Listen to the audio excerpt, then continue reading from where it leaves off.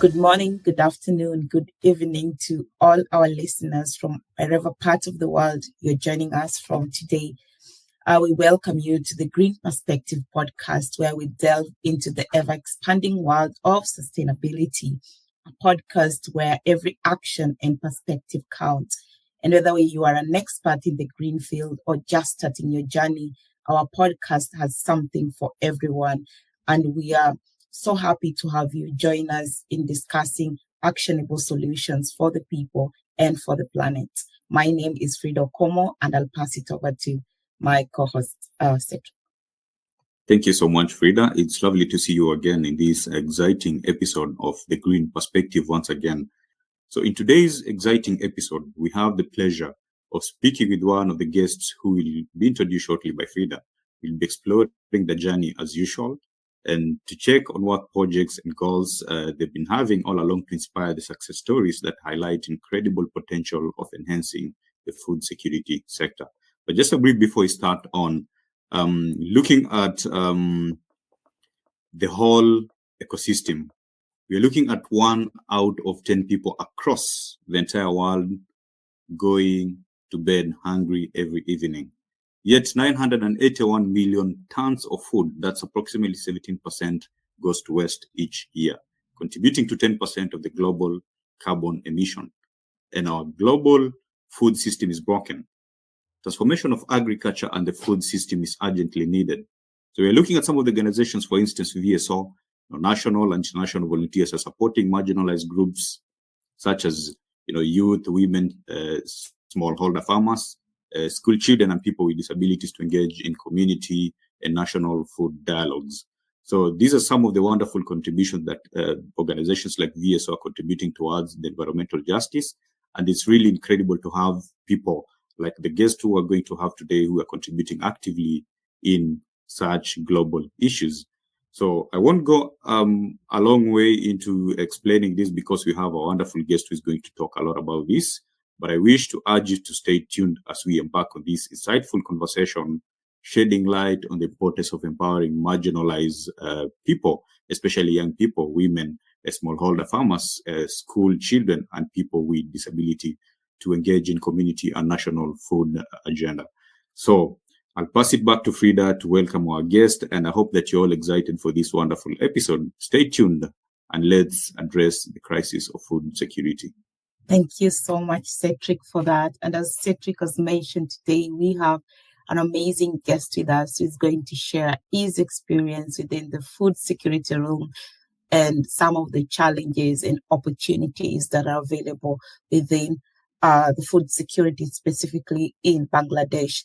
And having the honor of introducing our guest today, and our guest is none other than Shafiq Rahman, who is a project manager of VSO Bangladesh.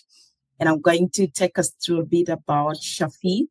Shafiq joined VSO Bangladesh in 2008 as a program development officer. In 2014, he managed Climate Adaptive Livelihood Project for the women allocated at the southwest part of Bangladesh. After 5 years, he then got the opportunity to gain experience in the climate adaptive livelihood opportunities for climate vulnerable communities within the space of food in enhancing food security. And it was scaled up in 2021 at the southeast part of Bangladesh. The agroecology project has been focusing on high yielding, high value products where agriculture is business. And along with the agroecology project, Shafiq is now managing youth and women employment project through Technical Vocational Education Training Institute.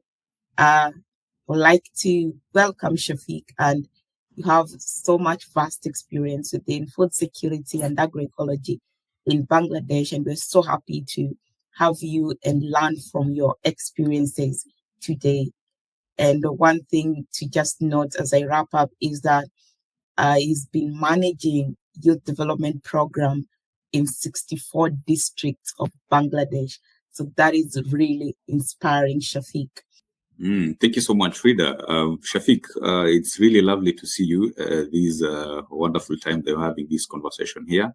I'm really excited as well to learn and to understand a lot about what's going on in Bangladesh in line with food security. But I know Frida has done a lot of introduction to you, and it's really excited. Like I'm having a lot of questions to ask you, but yeah, I know she shared a bit about your journey, and I'm really interested. I know some of a lot of our viewers are also interested to know about your journey. How you became involved in the food security projects. How did it come about? What really inspired you? How did the journey come up? Actually, I born in a farmer's family. That's so far my born and background is a good connection with agriculture. I got opportunity to see the agriculture, how farmers are growing and how farmers are struggling, how struggling in production and marketing and getting the good price. That was my childhood. Always I feel to think more about the farmers, they can lead a decent life. And when I just started my job with the corporate and next to the development agency, everywhere I got opportunity. Some of my good colleagues from the agriculture background, they always focus their efforts and skills and passions for the development of marginal peoples. That way beyond the VSO and support them to marketing in terms of just minimizing the value chain. That value chain actually support them to get the premium price. When I start my journey in VSO 2008, I was so far a blessings team member of VSO to get opportunity to work with so many international volunteers, specialized volunteer. Their background is from agriculture. There is an opportunity to me. It is always world is going fast as Bangladesh is following a traditional system that actually started to replace copy and paste or take the learning to apply in our model village approach in 2012. In that time, actually, VSO international volunteers support us along. Very nice support us to share the technology, especially the high yielding word I share in my small bio that I learned from my international volunteer. And fortunately, we received grants from Big Lottery Fund in 2014. It's for the climate vulnerable people, especially for the women and youth.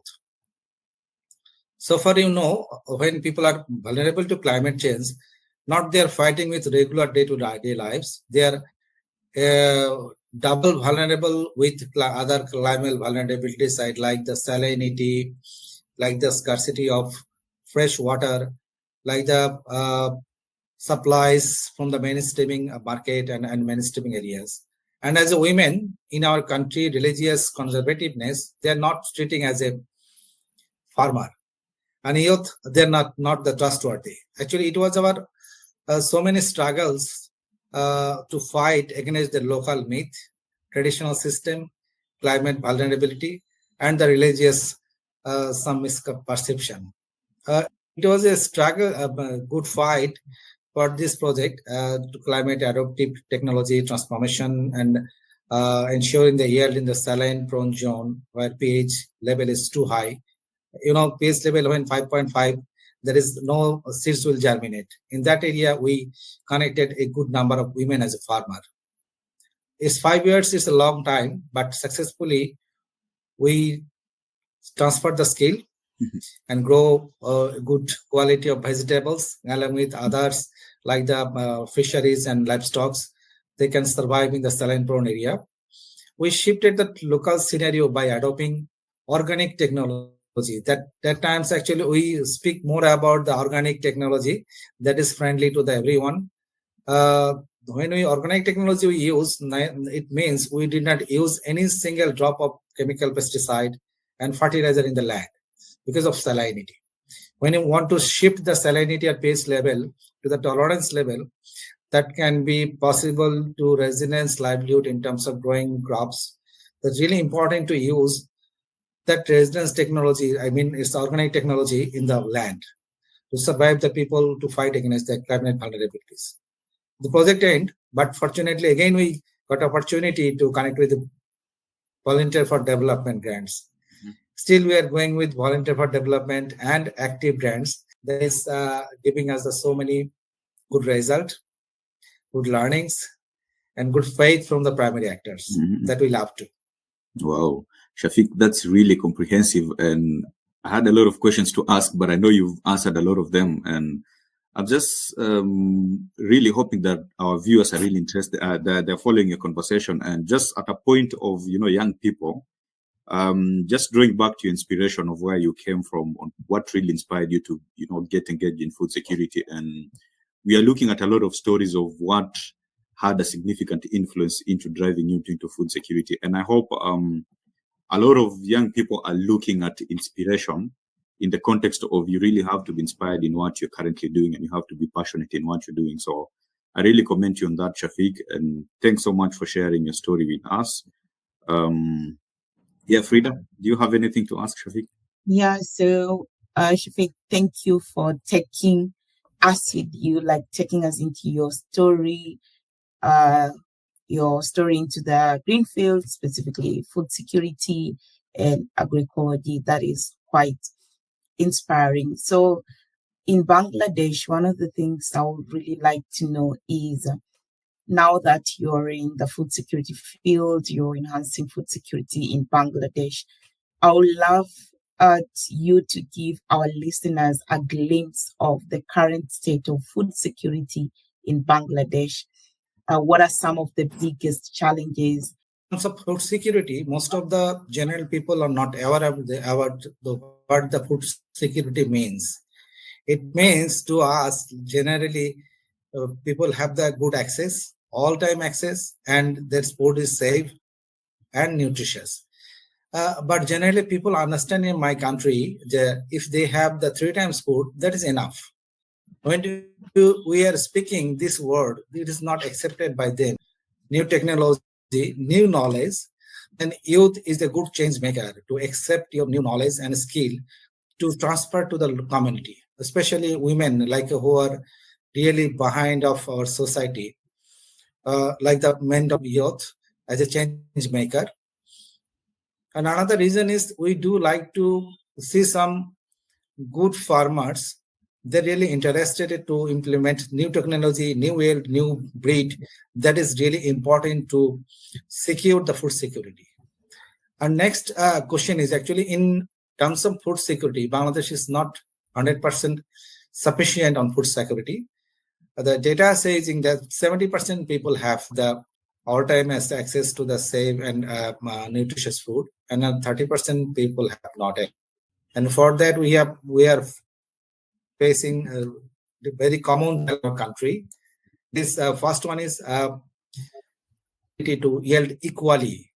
That means some of the part is climate vulnerable, some of the part is very vulnerable to flood, some of the part of the country is hilly, but very few part or most of the part is actually plain land, and this land is very fertile.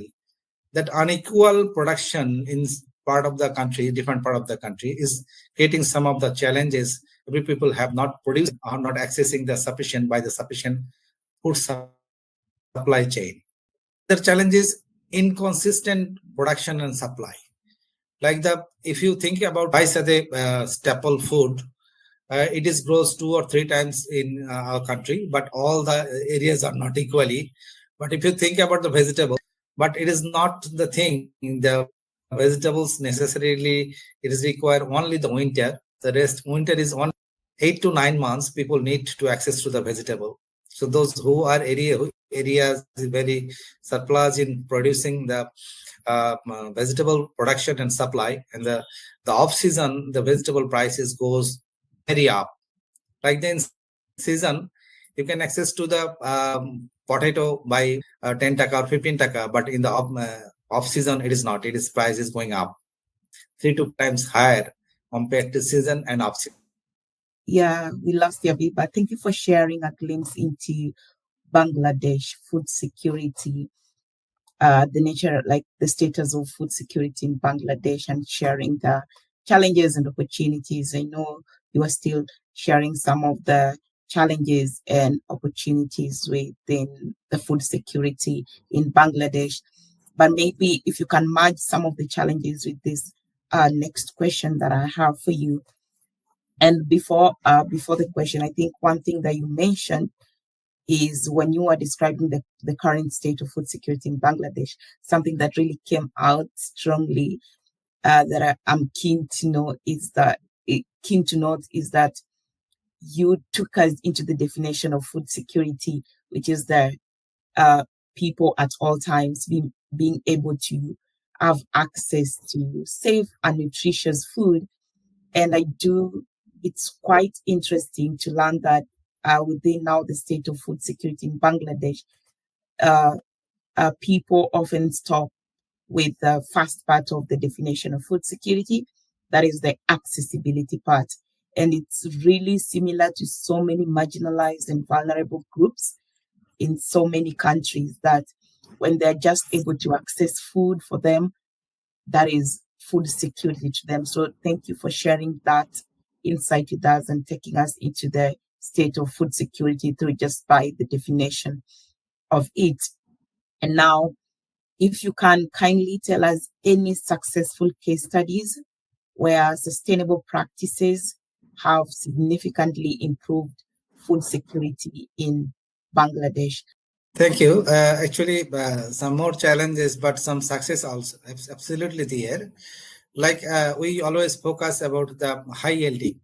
That means it's a highly dense populated area, like the 174 million people lives in our country, and with the high densities mean it's around 3,500 people lives in a 1 square mile area. That means people need food. So we always focusing the not compromising the yield. High yielding, it means it will give you the maximum production, and absolutely that is safe. And high value, we are talking about this word. We need to somehow encourage the youth as a farmer. They can not think about the only beyond the agriculture is the only business opportunities there. Agriculture might be in business. How that is the thoughts actually we consider only for youth and innovative farmers. They can choose some of the agriculture product in terms of food security that can give them a good profit margin, like attractive profit margin. Like if I tell you the one simple one, like Bangladesh is one woman in southwest part of Bangladesh. She knows broccoli. Broccoli is a very nutritious vegetable, and it is still not popular, but the middle class have the good demand to the use for the broccoli. By 4 months, she make 30,000 taka profit. By 4 months, that means 120 days, excluding the investment. So if a woman can make profit 30,000 taka by 120 days, absolutely it's create a good dream for her and her family to take care beyond the food security. She can take care of the other basic requirements of her family like education of the children, clothing, treatment, and other daily expenses. The same way, if that was the broccoli, its normal size is 2 to 3 times bigger than the normal size. And another example is there is a good breed is there. The first world and other developed world is using that breed. Like the two things, two youth go for the tomato. Just a good tomato breed is actually cultivated. Last time one international volunteer, a British MP, Lord Jeremy, was visited there. One youth demonstrated 15 kilo from the one plant. So that is really a good example. 15 kilo from one plant, it means it's a very profitable example. And another youth, he shared his papaya garden within the 25 decimal of land. He planted only 80 saplings there. It's a very good breed called Red Lady. It's a hybrid, very sweet taste potato. I'm talking about the high yielding. Really, this plant is giving 80 to 100 kilo from one plant, the one papaya tree. For this purpose, actually, one agriculture university professor is supporting us to implement that technology, how we can maintain the biodiversity, maintain the soil health, maintain the water health, and maintain the people health with good profit, and never compromise the food security as a whole. So this is the good story that I can recall my memory. Thank you, Shafiq, for that. That is really, really inspiring. And I love that your case studies are touching on marginalized people, like groups, when you're seeing women taking up like agriculture and making use of it. And it's more of showing other people, showing other women in agriculture that it is possible to access safe and nutritious food, and at the same time make profit out of it and create employment for people, and also for like other people. And I love that also you're mentioning that within the food security, you're taking care of so many things, not only accessing safe and nutritious food, but also looking at creating profit while maintaining soil health and conserving biodiversity. So that is really, really inspiring. Thank you for sharing that with us. How about you, Yeah, Cedric? it's very exciting, Shafiq. I think I'm really interested in the fact that you're talking about, a lot of inclusion and just building up on Frida's what you've shared with us in line with sustainability. Dating back to your experience when you are giving us about your journey, you spoke about marginalized people and the need of leaving no one behind. And I think this is one of the core principles of VSO, where they want to ensure that nobody has been left behind. And that is really merging with your specific or personal passion or interest. So I'm just interested to learn a bit about sustainability, just building up on what Frida has mentioned before in the previous question about sustainability. We understand that sustainability is meant to meet the current needs without compromising the need of the future to achieve their own. And looking at youth and sustainability and sustainability practices generally in projects, a lot of projects come and projects end. They come and end. So what do you think is the sustainability principle in whatever you're doing? How do you ensure that individuals, the communities advocate for better food security measures in the future? Not just in the present, but in the future, assuming maybe the projects might come to an end. How do you ensure the community involvement in enhancing sustainability? Actually, we're working approach. When youth did us, they're in a group. It's called the Voluntary Youth Organization. It's called the Youth Club. Age of 18 to 35 years old, they're youth in an organization. End of it, we are registered by the government organization. They can run to transferring the skill, technology, and working for their own business as agriculture as a business.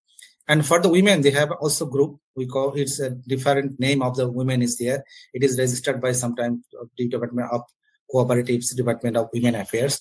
It's because of once we, project have the end date when we leave the community, but one word is recalling to my mind. I don't know how do I get this word. I might die, but my dream will not die. There's something like this. We always transferring the skill through government officers, not by our staff. Government will stay there. Government department will stay there. We had maintain a good relationship with government department. We hired the government department, not for the training. Every month we have a approach called Agriculture Extension Clinic. So whatever the problem is facing by the farmer, it's youth always organizing the clinic session. That session is focused only for farmer will get the hands-on solution, the problem that they're facing in the field. That session must be in the middle of the field, in the village, not in the farmer will not take their issue to the government office. Government office will visit their field. That is the one point. Another point is from the day one, we always follow the locally available resources.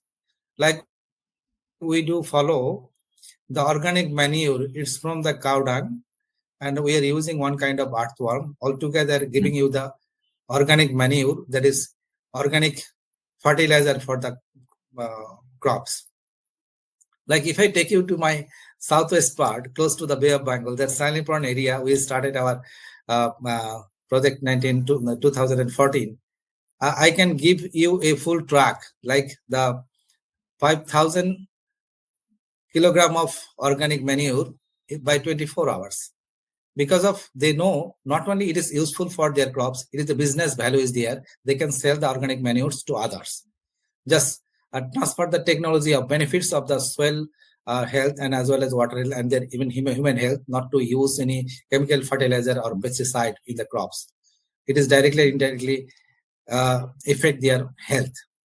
And we do another thing. Another thing is to develop a secure supply chain, not only production, how they can sell with premium price, the set up the sales and service center in the close to the community. That is also our important one mission to ensure the value chain. They will get the premium price and they will connect them with the other areas beyond our intervention area. They can sell their products out of their community. So that is the thing, not production. We are focusing, increasing the yield, how they can get premium price, how consistently they will connect with the government department. They can sell their byproduct. They have the season. If they have interest on the livestock cow dung is giving the another source of income here at the round. So that means production sustainability and income sustainability. That is important. How one more source of income is with one family through their business. If I'm Yeah, Shafiq, that was really clear. I mean, I've taken a few of our parting shots, and I think one of the most interesting one was you can die, but your dream will not die. So that means sustainability is really in the heart, and you're looking at the future of it and not just the present of it. And I like the fact that you've emphasized collaboration approach. You emphasized teaming up with the government and ensuring that the people are really empowered to understand that they could be able even to belong in groups and all that, so that they can be able to enhance sustainability even if the projects come to an end. So that's really lovely, and I think it's just justifying some of the academic theories. For instance, the theories of engagement, like the triple helix models, where the government teams up with institutions like academics for research purposes and industries to drive sustainability. So that's really good, Shafiq. And just building up on the same question before I pass it over to Frida, are you influencing any policies within food security sector in Bangladesh? We are working in the two tier actually. In the bottom level for the marginal farmer, connect with the government agriculture extension offices, we try to change the system first. That means we are trying to create the good result. That result is approved by the government department, extension department, directly connect with the farmers. That result actually is important to us. That means it's the people's voice of change. That change really worthy for them. Then we have a good partnership with one agriculture university. It's called Sheri Bangla Agriculture University. We have a memorandum of understanding with them, and we develop one forum. It's called Organic Agriculture Movement platform, where agriculture university is there. VSO is hosting the position of treasurer. Some other INGO and government department and NGOs are also connected with them to influence government to develop a agroecology protocol. It means organic agriculture protocol and execution. Like you can, maybe it's a surprising message from Bangladesh. So for 30 or 32 categories of organic products exporting from our country, none of the export is determined by government protocol. All the organic agriculture protocol determined by the importers. So it is not a good message for us. As an academician, we have a echo with them. They are like the same point. We need to develop something in the country. That policy and that protocols will support us to develop a common system all over the country. It is followed by the agriculture extension department in the production level, and as well as that production will be equally consumable by our consumers and export out of our country. So that is our mission. Now we are a little bit stuck because of our country situation, but we have internal meeting with our network forum members. We are planning to organize a policy advocacy meeting with the ministry and the relevant agriculture departments who are really responsible for these protocols. already draft is there. We need to review that draft and try to go for the execution of the final policy. Wow, Frida, those are some nice contributions they're making in Bangladesh, right? Yes, yes, definitely. Those are really tremendous strides that you are currently making in Bangladesh. And thank you for sharing that with our listeners. So, Shafiq, I think one of the things before you talked about policies that I really liked is where you talked on collaboration. Your team, the farmers working with government, and there is really inspiring collaboration there. And one thing that is really standing out is that the collaboration has really been effective in that the farmers do not have to always go to the government offices or officials, but the government offices visit the farmers. So that is really something inspiring that we also learned from a different project, that it is very essential most of the times for people who are in power, who are able to support marginalized and vulnerable communities, meet them where they are rather than the marginalized and vulnerable communities trying to always meet them, like go to their offices. So it's really, really commendable. And it's really inspiring how collaboration is making food security effective or happen in Bangladesh. So thank you for sharing that. Anything to add, Cedric, before I go to the next question? Exactly what I was thinking, just exactly what you've said about collaboration. I'm just really happy that they're really, extending the collaborative approach, which is building up to sustainability. And I think that's what sustainability needs to have, an entire stakeholder perspective, teaming up with different people. That is the entire context. And the fact that you just emphasized, going to them rather than them coming to you is really important to enhance sustainability. Yeah, especially in the communities. Yeah, so that's really good, Shafiq. You're doing a great job. Yeah, so again, I know, Shafiq, from the start of the session, you've been talking on the different projects.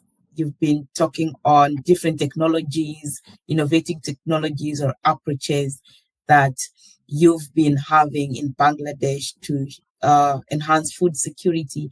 And in line with that, I would just like to get your thoughts on this. Yeah, your thought on food security is that are there any innovative technologies or approaches that you believe will shape the future of food security? This can be either globally or can be in Bangladesh.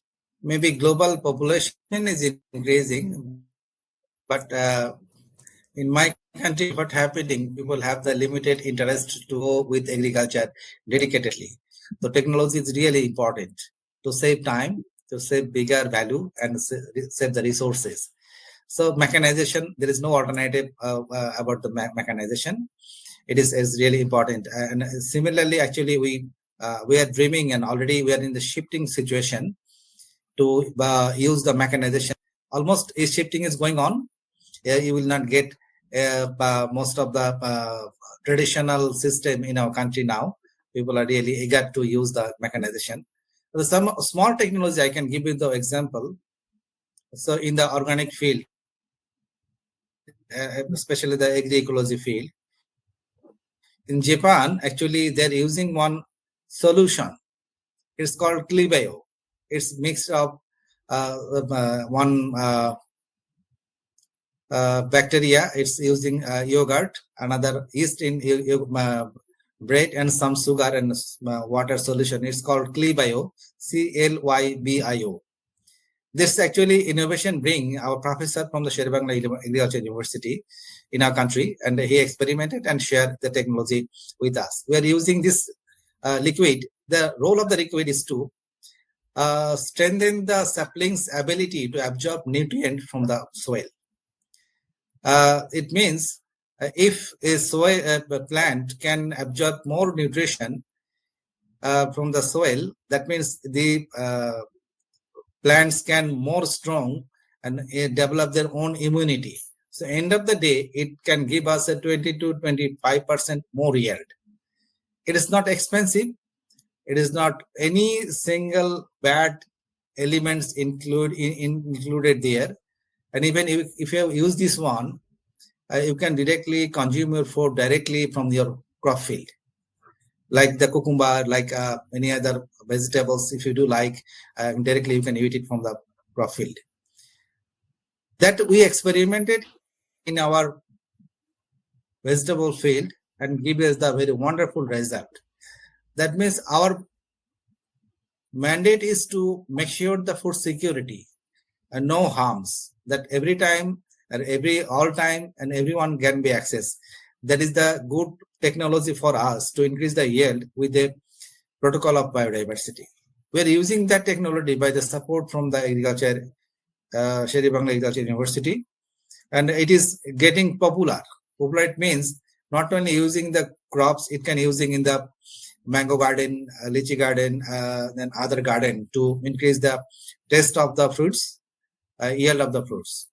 That is the technology we are adopting with the result. And another technology we are talking about, all the farmers are not connected with the good seeds.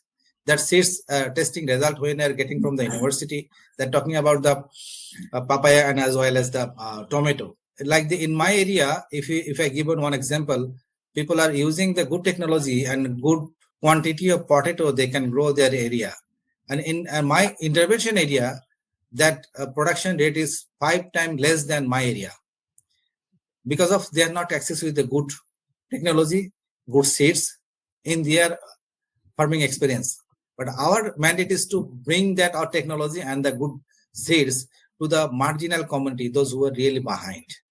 That technology equally it is support to grow the equal production and good quality of production for the ensuring the food security in our country, especially for the marginal people. Yeah, technology is at the heart of food security, at the heart of agriculture. For us to enhance, we have to also keep up with technology. So thank you for sharing the need for letting also the marginalized and vulnerable access some of these innovative and technology that can enhance food security so that they are not again left behind, and they also increase their yields and just be at par in the food security space. And as we wrap up, I'd like also Cedric to jump in for last one. Yeah, Shafiq, thank you so much. I think we are really inspired with what you're sharing with us, and I hope our listeners are really interested and they're following this conversation. I'll just take you back a bit before you finalize, Shafiq. Myself and Frida have been involved in a couple of research activities back in Kenya, courtesy of VSO. And I think in 2020, we were involved in a food systems research, and I had the opportunity to work in the western region of the country, which is quite an agricultural county. And part of the research was focused in young people. So I was looking at the challenges that young people encounter when they're engaging in agribusiness and in the food systems. And part of the findings was a lot of young people said they lack modernized farming techniques. They like inspiration or maybe mentorship, and they perceive, the agriculture sector as not as a lucrative job. I don't know if there was a good word to use, but they didn't really like that field.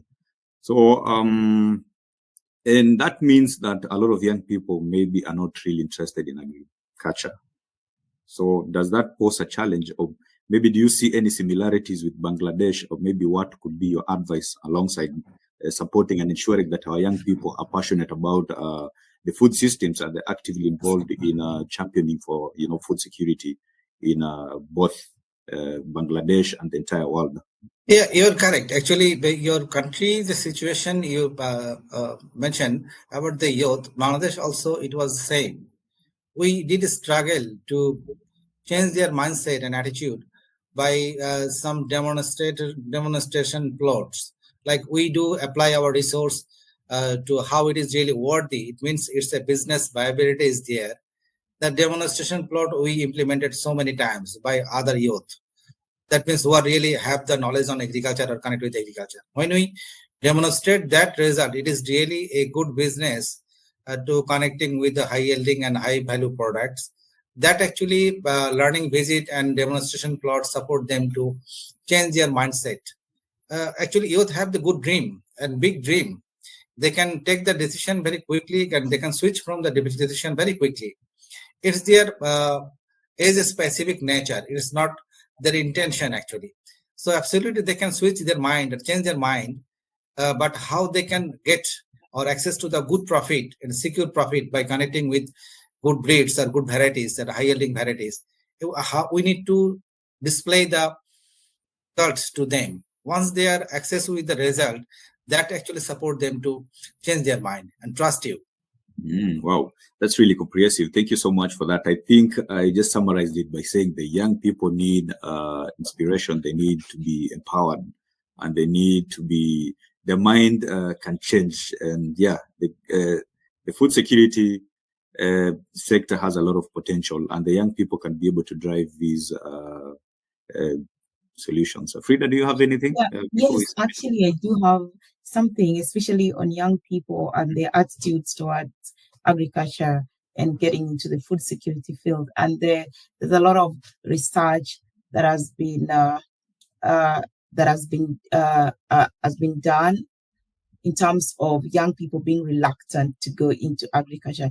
I think one of the questions that we now need to pose and ask ourselves is why? Because it may not be an attitude problem only. It may also be challenges within the agricultural sector, because if you look at Africa, most of the African countries, for instance, just in Kenya, our economic sector thrives, like the agriculture holds a huge part of the economic sector in Kenya specifically.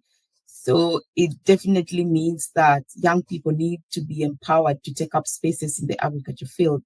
And most of the part we are always saying it's the attitude, but we need also to take the reverse approach and look at what is happening within the agriculture sector that makes young people not want to go into it. So the need for transforming the agricultural sector before asking young people or looking at the transition of young people into agriculture too is very, very important. And as you mentioned, Cedric and Shafiq, as young people really need to take spaces in agriculture. And when you're looking at agriculture, it's not, because I think most of the young people are always like, it's not a lucrative job, because they look at it in the sense of going to the farm, digging, doing all the hard labor job.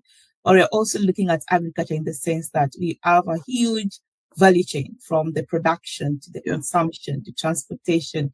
So there's so much that young people can really engage in along the value chain. They can be in the production, they can be in the consumption, they can be in they can be anywhere within the value chain. So just making sure that when we are talking about agriculture, when you're talking about food security, we break those components down and present to them that, these are viable ways in which you can engage in agriculture, in which you can enhance food security. And even if you look at something like innovative technology approaches, young people are really into technology. They're like, I want to be tech savvy. I want to get into these technological approaches. So presenting that and making that accessible to them may deconstruct these stereotypes on agriculture and make them engage fully in agriculture. And because I definitely believe that they are the future, and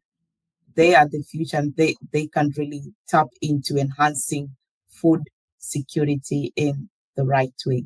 So that's I would say that's my food for thought for today.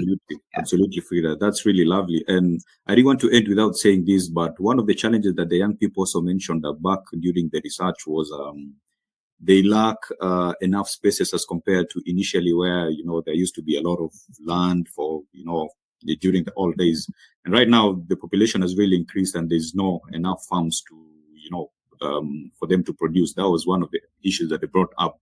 So these factor the thought of the small spaces and the technological innovation, the modernized farming techniques. So the need for agribusiness practices that don't require large or big farms or spaces.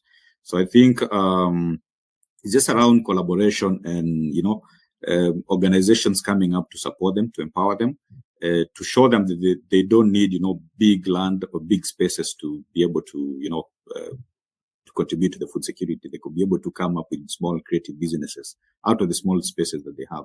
So I think this can be a conversation for another day, because it's a vast, large topic of modernized farming techniques. And I hope Shafiq is willing to join us if we ask him to come on board to support us in such conversations. And yeah, Shafiq, I hope you'll be available, and we really appreciate your time. I think I'll just ask you to tell our viewers or our listeners anything as a parting shot as we come to an end, and then Frida will summarize.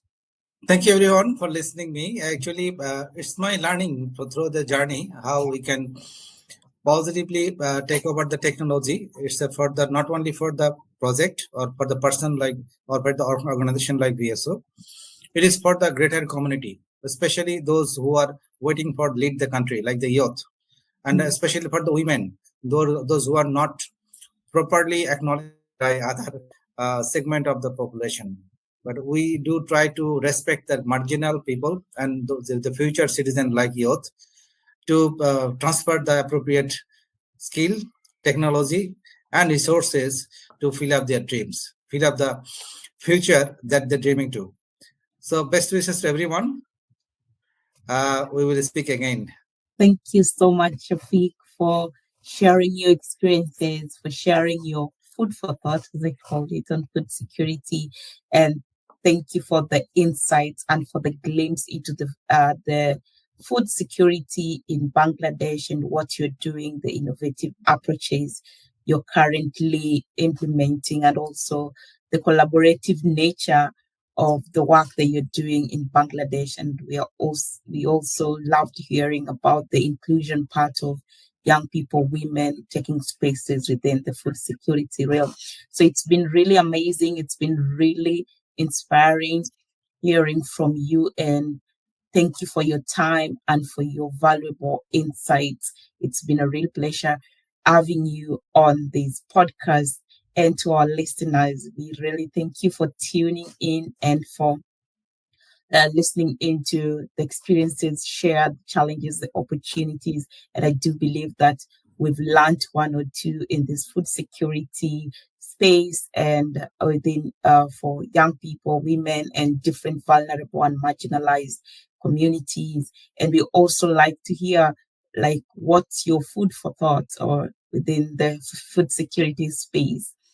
And don't forget to share this episode and follow us on social media for more on sustainability and innovative strategies in the green sector. Until next time, stay green.